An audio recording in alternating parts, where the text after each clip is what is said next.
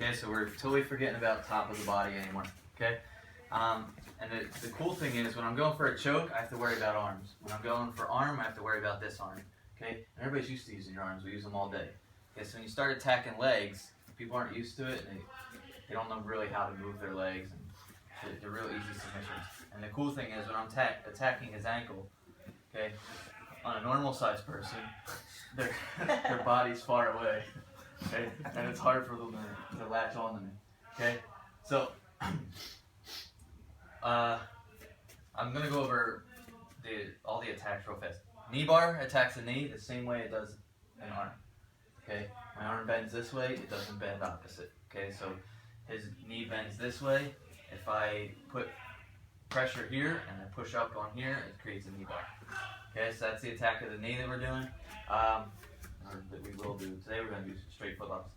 Okay, ankle lock or foot lock, same thing. It's hyperextending these muscles, and it's putting a lot of pressure on his Achilles tendon at the same time. Okay, so by folding down here, okay, not his toes. If I bend his toes, that doesn't do anything. Just bend his toes. Okay, so I want to bend right across the top of his toes, top of his instep, so it hyperextends all this in here, and at the same time I'm taking the bend of my wrist, and it's almost like a ball on a ring on a rope. Okay, if you put a ring on a rope and it hits a knot at the end, it locks. Okay, when I bend my wrist like this, feel that lock? That's where I want it. Okay, so no matter which way I grab Nick's legs, I'm here. As soon as I slide back, I feel that lock. Okay, and lots of times you'll see guys try to finish it right here. Okay, I'm cranking, and Nick has all this mobility with his hips. He's all over the place. Okay, so I'm trying to control his leg, and he's just flopping around. Okay, so I need to isolate the hips first. That's my main goal before I start to attack the foot. Okay, not vice versa. Everybody sees the foot and they're like, ooh, foot lock. And then they start to try to control the hip. Okay, control the hip first, control the knee, and then work the foot. Okay, so that's a straight ankle lock. We did knee bar, and then some nastier ones we'll talk about later are heel hooks. Heel hooks work this way.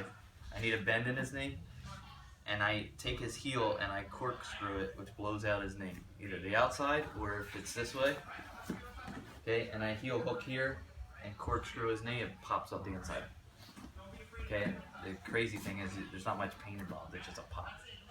And you need surgery and you lost your training partner. So don't worry about them for right now, we'll worry about them later when we get better control. But for the straight ankle lock, okay, you're just hyperextending this the same way you hyperextend elbows, okay, and you're just applying pressure on this tendon. Can you do it again, sir?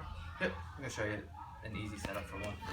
Okay, so we're gonna do straight, and then, toe hold. Toe hold is my little finger matches his little toe, and then bend his knee, and I corkscrew his foot into this butt. Crank. Okay, so straight ankle lock. Hip, knee, ankle, all have to be aligned. Okay, I come here, lock it, feel it tight. Okay, see where my hand is? This is way too much back pressure. It's almost like a calf crush, and you'll see a lot of people have their hand by their belly. Okay, we're gonna do like a Pledge Allegiance grip. The higher your hand goes, the better. Okay, so I'm here, I lock it, and then my hand goes as high as I possibly can, and then I take my elbow and fold it in.